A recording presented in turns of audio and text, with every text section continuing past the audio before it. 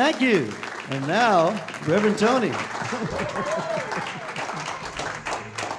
That was fantastic, Steve. Thank you. Love that. Good morning, everybody. Morning. Happy Sunday. Always glad to see everybody here. Wow, what beautiful shining faces there. I was really kind of, as usual, listening and meditating on what my topic would be for this week, and was given a title, actually, with our this week's Enlightened Leadership series. And the speaker quoted a story, and told a story about Michelangelo. And Michelangelo, the great famous sculptor, painter of the Sistine Chapel, toward the end of his life, he was 87 years old. And back in the 1500s, 87 years old is kind of equivalent to being like 110 today. People didn't really live that long. And so someone actually asked him what was the secret to his living so long and his longevity. And he said, Ancora, Imparo, which is Latin, and was translated by Emerson as, I'm still learning. I'm still learning.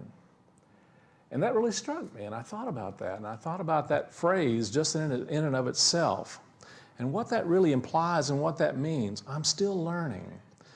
And I began to get some insights and awarenesses because I realized that that's really something invaluable and important to me, is to be a part of that process of still learning. And I'm reminded of a story that I heard some time ago that really speaks to me about this. And there was a philosopher who had studied all kinds of spiritual teachings. He'd gone to all different kinds of spiritual teachers and masters and such, and been around the world and studied under all of the great masters and teachers. And he came to this one master finally, and he says, well, I've studied with so-and-so, and I've been practicing this, and I've been doing all of these practices, and I've been learning all these things, and been studying all these things. And so the whole time that he's talking about and telling him all the things that he's learned and all the people that he's studied with, the teacher, the master, is pouring a cup of tea. And he keeps talking about how he learned this and his experiences with this, and the master keeps pouring this cup of tea. And eventually the teacup runs over, and it spills out on the floor. And the philosopher goes, hey, what's going on here? What are you doing? And he says, well, you're like this teacup. You're too full. Come and empty your cup, and then you can come and be my student. I think too many times in our lives, we're like that. We get so full of the things that we know, so full of the things that we know that we're no longer open to and willing and able to really take in more of the possibilities of good, of awareness, of understanding in our lives. We get things kind of set in our minds of how they're supposed to be, don't we? We get set in our minds of how we're supposed to be. We think we know who we are. It's one of the biggest fallacies that most of us have. If you think about it, we think we know who we are. But that thinking of who we think we are is really kind of getting in the way oftentimes of what's being revealed to the truth of who and what we are. We have this conception of who we are, right? It's been called our personality. In Unity, we talk about it in terms of personality. We all have personality. Personality is a conception and a belief system of who we are. It's also been called ego. Nothing wrong with ego. We all have egos. We all have personality. We're a part of it's one of the ways that we show up in the world. But when we really begin to understand that sometimes knowing who we are gets in the way of knowing who we are. You follow me? So there's one way of knowing that really is a formulation of different thoughts and ideas that the world has taught us about who we are. Others have taught us, our teachers, our parents, our brothers and sisters, and even what we've taken in from all of the sources out here in the world. And this is what I would refer to more as knowledge. There's a difference, I think, between knowledge and knowing. But the big difference between knowledge and knowing is the ability to understand and to hear a part of our awareness, part of our consciousness that is really in tune with something greater than our limited, what's going on between the two ears. Does that make sense? There's another story that I love, and I've told it a number of times, and I'll keep telling it because it just exemplifies so many things in our spiritual unfolding. There was a man who was walking along in the woods one day, and he falls off of a cliff. And he's hanging on to the branch, and it's dark out, and he calls out for help, and there's no answer. And he's praying, "Oh God, please, please help me." He's sitting there hanging by this branch. And all of a sudden he hears from up above this booming voice, and that just was peaceful, and it says, "Let go." And the man says, "What did you say?" And the voice says, "Let go." And the man says, "Is there anybody else up there?"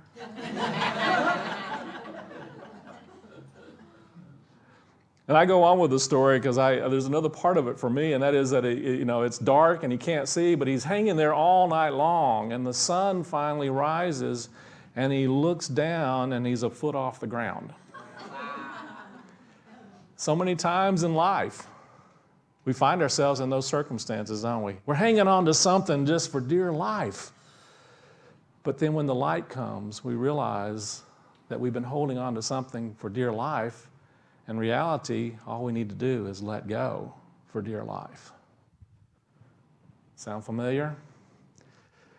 Anybody know what I'm talking about? You got something going on in your life that you're holding on to for dear life, and you think that's the way it's got to be and that's the way it's supposed to be? And I'm going to suggest to you that oftentimes the universe will give you lots of opportunities to learn from a different place, to live in a different way. In Romans chapter 7, verse 15, Paul says, "I do not understand what I do, for what I want to do, I do not do, but what I hate to do, that is what I do." There are things that go on in our unconscious mind. We have a tendency sometimes to experience life not so much from what really we're experiencing, but from our memories and our reactions to what we're experiencing. We live so many times in our life seeing the world not as it is, but seeing the world through the triggers of our unconscious programming. I was looking for this quote and I couldn't quite find it, and I couldn't quite remember who said this, but I'm going to kind of paraphrase this, and if someone knows who said this, then you can certainly come up to me afterwards and let me know. But there was a quote that I remember giving sometime a while back about learning and growing. And it really had to do with, I'm not so much concerned with all the things that I know, I'm more concerned with all the things that I know that are just not so.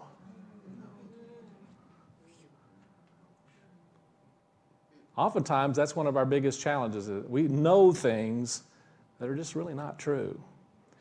I think sometimes we know things about ourselves that are just not true, especially if it's something that we know that we can't do. You know those? We have all this list of things that we can't do. We don't have them necessarily consciously. Sometimes we have them consciously. Sometimes we've been saying them to ourselves over and over again. We say them to everybody else, "Oh, I can't do that." You got some of those? We all have them. But the reality is there's no truth in that, because with that spiritual part of ourselves, by tuning into that place within us where we are connected to our divine nature, to the truth of our being, with God, with the divine, with the Spirit within you, all things are possible. Wow, all things are possible. This is one of the primary teachings, I think, of Jesus, that all things are possible. It's one of the primary teachings that Christ within you has the ability to overcome whatever limitation, whatever thought system, whatever belief you've accepted. And part of our work in this life is to begin to let go of all those things that we thought we could not do, so that we can be open to the possibilities of what we can do. Einstein said that a problem cannot be solved on the same level of thinking that created it.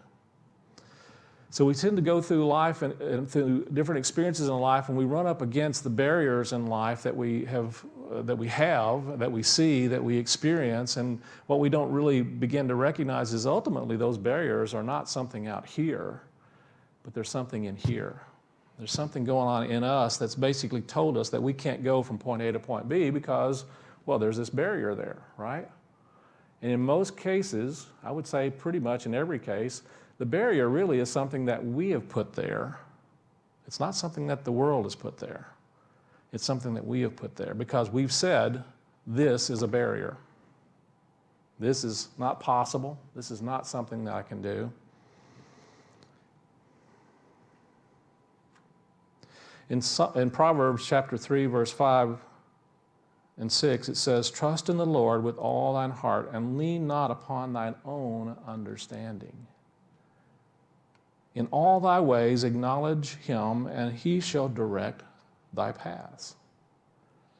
Lean not on your own understanding. He's basically saying, don't listen to that little voice inside that says, I can't. As much as we listen and hear that, that's the very thing that will keep us from experiencing more of the possibilities in our lives. One of the things that really spoke to me about when I heard that term, Ancora, Imparo, I am still learning. And the idea that I am still learning, what came to me is that this is an expression of humility. It means that I don't necessarily have all the answers, at least in my intellect. I don't necessarily have all the answers in my current belief system. I don't necessarily have all the answers in the way I'm looking at seeing things. And so one of the most valuable questions we can ask ourselves, is there a different way that I can see this? Is there a different way that I can look at this situation? Is there a different way I can look at this, quote, problem? Can I see it from a different perception and a different perspective? Jesus said, blessed are the meek, for they shall inherit the earth. Boy, that's a powerful, powerful statement, but it's often very misunderstood. In fact, the term that's been translated as meek actually is probably more accurately translated as blessed are the humble. But see, it's important for us to really listen to what that term means, because the word humble doesn't mean lowly. Do you realize that? It can to some extent, but what it means in terms of lowly simply means teachable. Blessed are the teachable, for they shall inherit all the blessings of the earth. Blessed are the teachable. That's what that term really means. It means to be teachable. Are you teachable? Are you willing and able to learn? The only way you're going to be able to learn is, as that quote said earlier, is to unlearn what we've learned, the things that we know that are just not so. To unlearn some of these things that are just not so about ourselves, about other people in our lives. Are there people in your lives that you got them pegged? You know the ones that you got pegged? We've got them pegged, don't we? And the moment that you peg them, the reality is you haven't pegged them, have you? The reality is when you peg somebody else, you know what I mean by pegging someone, right? You've got them figured out. You've got them, you know where they're coming from. You know exactly. The moment that you move into that kind of awareness and that kind of thinking, what you've really done is you've pegged yourself. You've locked yourself. You've blocked yourself into seeing something a particular way, but you're seeing something in a particular way through the vision of your own spectacles, your own eyeballs, your own perceptions, your own ways of looking at things. So you see the world not as it is. You see the world as you are. So every judgment that we make of another is really a judgment of ourselves. It reveals more about us than it does about those that we're pegging, doesn't it? But we have these intellectual ideas and understandings about things, and part of the purpose of the intellect, the intellect has its value. It has a value of being able to kind of help us maneuver a lot of life's experiences. It helps us to kind of analyze and to quantify and there's values at times in analyzing and quantifying different things. I'm going to suggest to you there's hardly any value in analyzing and quantifying people. Because the moment that you do, you've basically locked yourself into a particular viewpoint and perception that limits you and not necessarily the other. So there's a value in quantifying and being able to count. When you're going to the grocery store, you want to be able to use the intellect to be able to count out your change, and you want to be able to use the intellect to count the number of tomatoes that you've bought. There's a value in being able to calculate when you're a scientist and you're working on a space project and you're trying to get a probe to the moon. There's a value in being able to calculate to the minute detail the trajectory. The intellect of man is fantastic at what it does and what it's for. But it is absolutely ignorant and stupid when it comes to the reality of human possibility and potential. Because it sees things out here in the world as being the truth. And it compares whatever is going on out here with something else going on out here to determine whether it's true. But the heart, now, the spirit. See, the spirit within each and every one of us, we have a spirit within us that never compares. Do you realize that? Our spirits never compare because there's nothing to compare against. Because there really is one. There really is only one. There's you and I. And teach us to pray.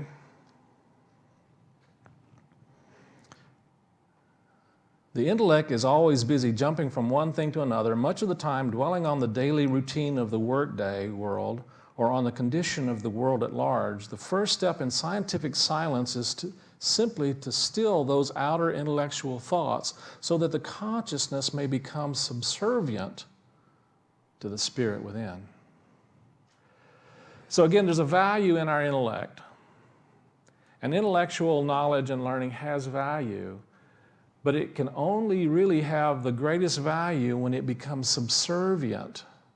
That is, to being willing to listen to be teachable by the Spirit. There's an awareness and a wisdom within you that is far beyond any intellectual thought that you've ever had and will ever have. And when we turn our lives and our awareness and our energy over to that, when we're willing to let go, and trust that there's a knowledge and an awareness and a knowing that's beyond the intellect, that we begin to really tune into the energies of wisdom that really come from the heart. The heart is not just a physical organ. It is an energy in and of itself, and it is a doorway, you might say, a gateway into really knowing those things of spirit. It is a gateway to really experiencing more of our unique divine potential. In Talks on Truth, Charles Fillmore says, in the relations of man's faculties and divine mind, power and love are associated in action. But in man's present concept of relations, he has associated intellect and power. From this wrong relation arises the tyranny and oppression so evident in the world. So many times we've made our intellect a god. haven't we? We made our ego a god. We made our personality a god. And part of the unfolding in life is to begin to realize that the intellect is a servant and must be a servant. And it's here to serve the Spirit that is within us. I'm not a Catholic, but I have to say that I have a lot of admiration for many things that the new Pope, Pope Francis, has said more recently, and he's spoken words that I feel like are words of real truth. He said, if one has the answers to all the questions, that is the proof that God is not with him. It means that he is a false prophet, using religion for himself. The great leaders of the people of God, like Moses, have always left room for doubt. You must leave room for the Lord, not for your certainties. We must be humble. And again, that word humble simply means we must be teachable. We must be teachable by that Spirit of God within our own nature. And the ways that we do that, of course, is through our meditation times, by listening in that silence, by putting aside all that we think we know, and simply being open to allowing something more to speak to us deeply and from a heart place. Gary Zukov, the author of The Seat of the Soul and The Dancing Woolly Masters, that's a wonderful book as well. He said, one characteristic of authentic power that most people overlook is humbleness. It's important for many reasons. A humble person walks in a friendly world. He or she sees friends everywhere he or she looks, wherever he or she goes, whomever he or she meets. His or her perception goes beyond the shell of appearance and into essence. So a humble person is one who goes and meets others with curiosity, with a willingness to explore, with a willingness to be open to who and what the other is in their essence. And chooses not to step into a connection or a relationship or moving out into the world already having made up their minds based upon something that they saw, some memory they had about somebody that was like that person. You know what I'm talking about?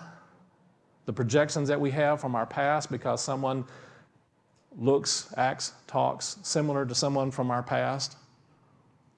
This is what the ego mind creates, see? So part of our unfolding spiritually is to truly expand our willingness and ability to simply see deeper out of curiosity of, well, I wonder who this person is now. See, this is true in our relationships. We have a tendency to put our relationships in boxes, don't we? We've got our family figured out, we've got our husband and wife figured out, we've got our kids figured out. They're all, we know how they are, right?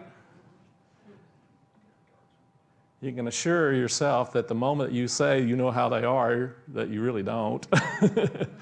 That you've made an assumption, and you know what assumptions do. I won't have to go into that one. That's, We all make these assumptions about each other, and part of that, we do that because it feels more comfortable to feel like we know. We have this addiction to knowing. You realize that? We have this addiction to believing that we know. Well, not only that, we have an addiction not only to believing that we know, we have addiction to believing that we know and that what we know is right.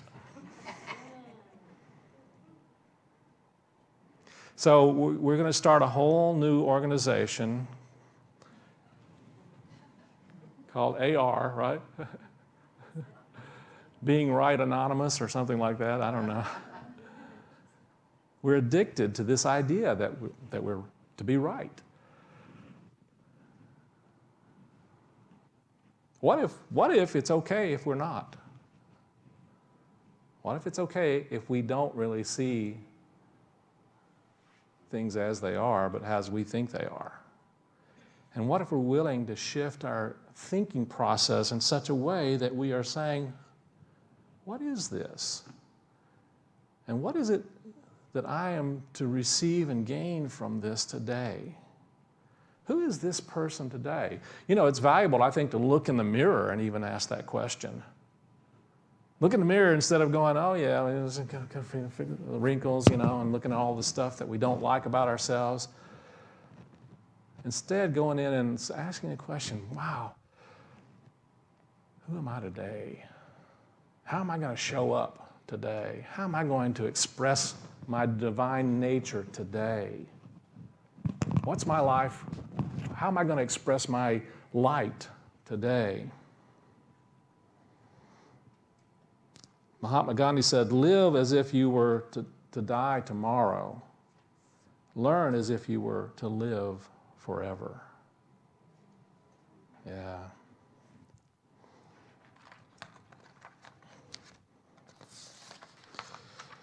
In Lessons in Truth, Emily Cady said, heretofore we sought knowledge and help from outside sources, not knowing that the source of all knowledge, the very spirit of truth, is lying latent within each of us, waiting to be called on to teach us the truth about all things most marvelous of teachers and everywhere present without money or price.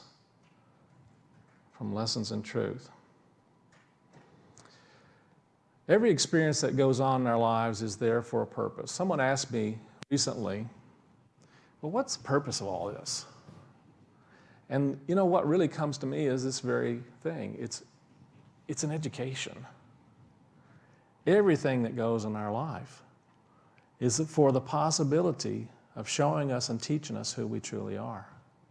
Everything that we experience in our lives is for showing us not only who we are, but in all honesty, to help us to learn who we're not.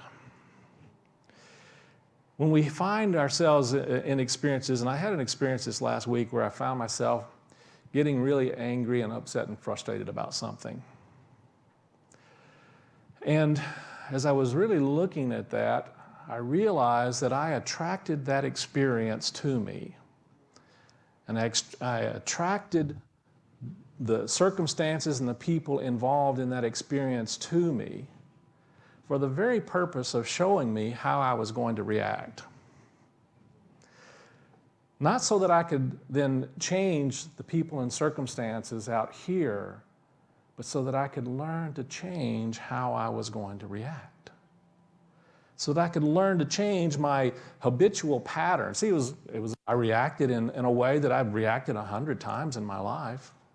Maybe 1,000, maybe more, I don't know, you know, give or take a few, you know. But it occurs to me that the whole purpose of each of those experiences was there to show me something. And it wasn't to show me the same thing over and over again, you know. It wasn't to show me how I could do it the same way again, over and over again. You know, the definition of insanity, you keep doing the same thing over and over again, expecting a different result. What it was there to show me was, there's a different way.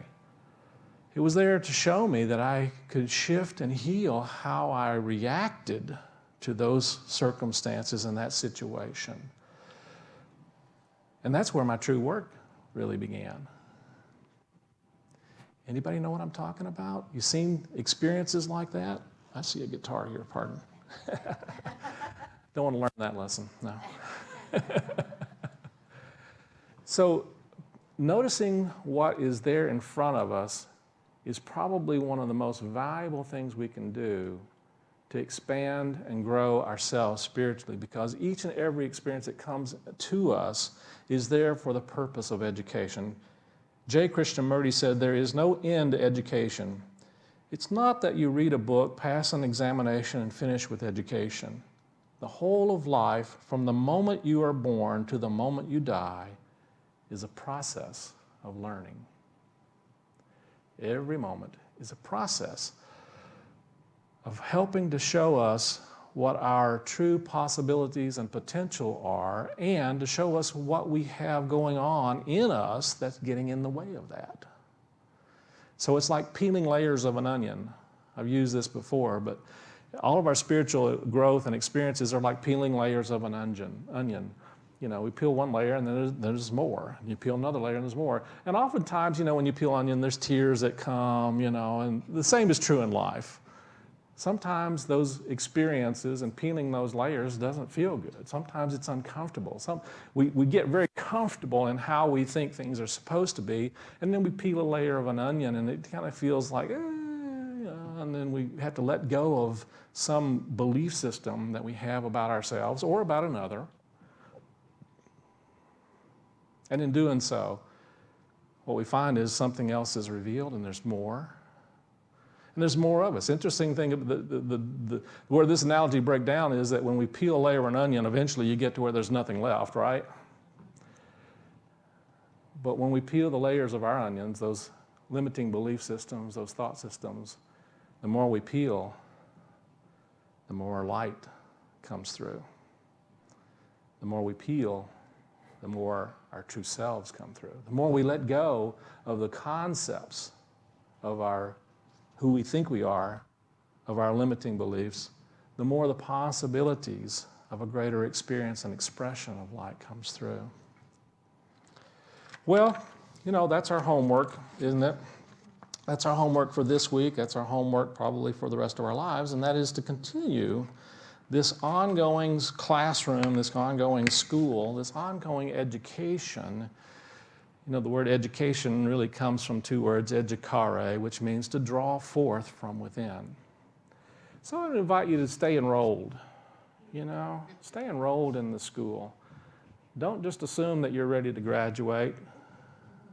The moment I think that I'm ready to graduate, life gives me another lesson, you know. And then I get to take that little exam and go on to the next one. So have fun with that this week. Let's move into our meditation time. So let's move into a comfortable place as we begin our meditation time. Just breathe into the heart space.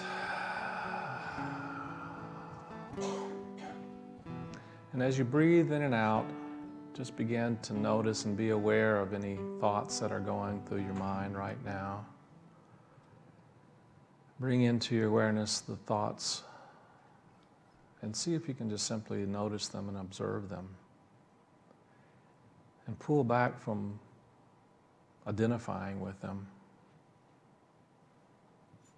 And just recognizing and acknowledging I have thoughts,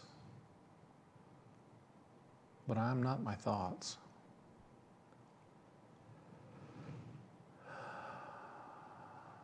I have thoughts, but I'm not my thoughts.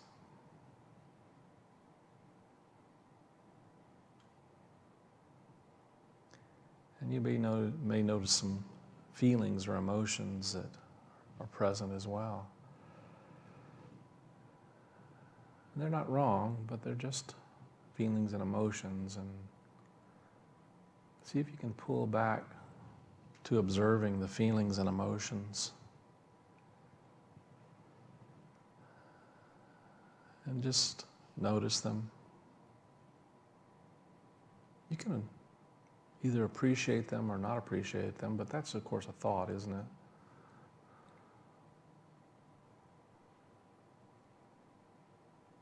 But just notice and allow yourself to have thoughts and emotions. But recognize you're not your thoughts or your emotions. And even just say to yourself, I have thoughts and I have emotions, but I'm not my thoughts and I'm not my emotions.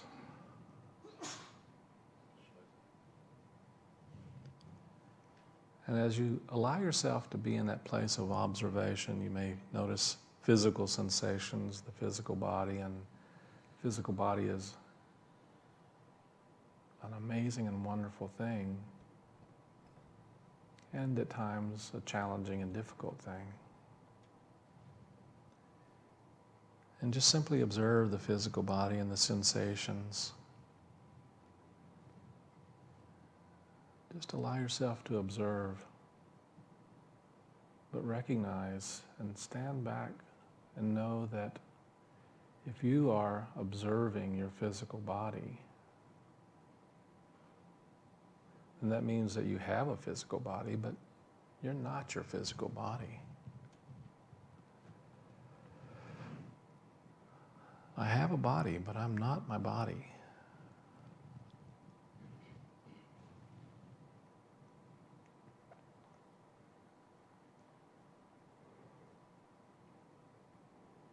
And you may notice that the mind is trying to tell you what you are.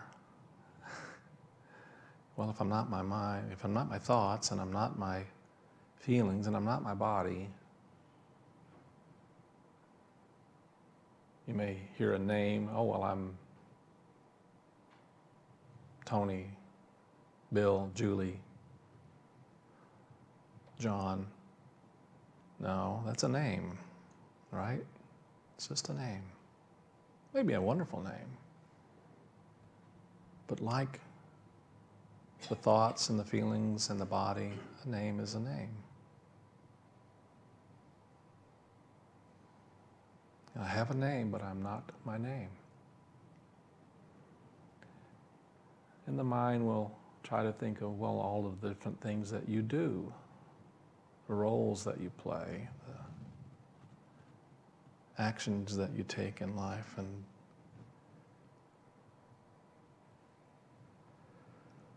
notice that you do things, you have roles, you have actions.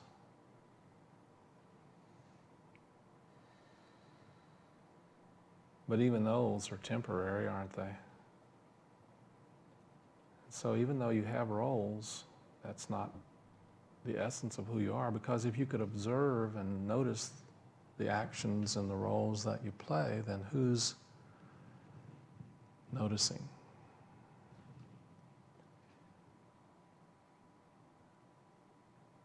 And just notice the labels that you give to the roles that you play, the actions that you take, and feel yourself as the one who is noticing, aware, observing.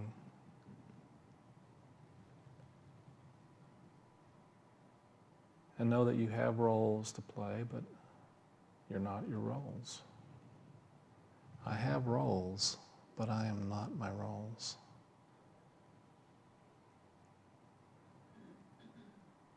And just breathe into the heart space and feel yourself experiencing an awareness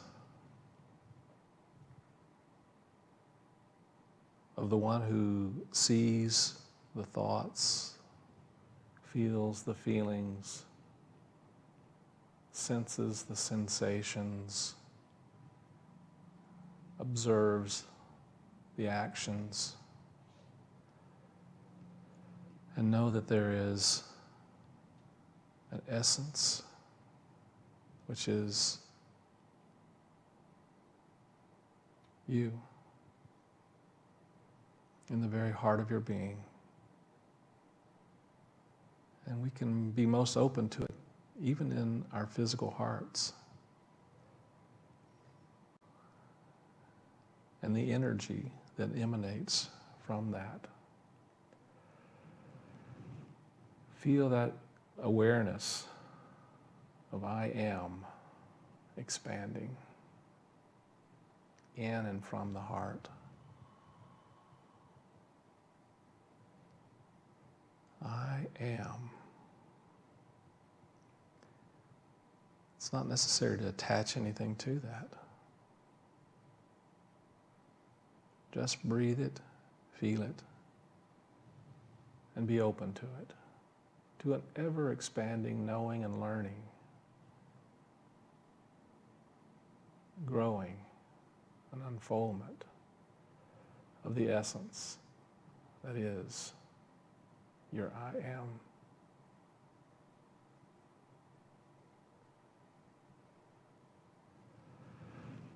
Breathe into that space. Feel the freedom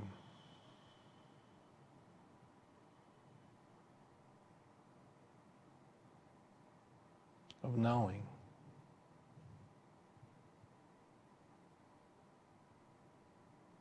I am.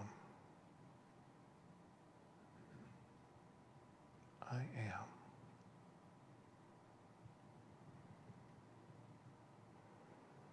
And staying with that awareness, let your awareness and your energy be back in this room, this time, in this place. And as you begin to stretch a little bit, notice who's stretching. As you begin to move around a little, notice who's moving. As you look around, as you open your eyes, notice who's seeing. And be open to experiencing and seeing life, your world, through those eyes. And so it is. Amen.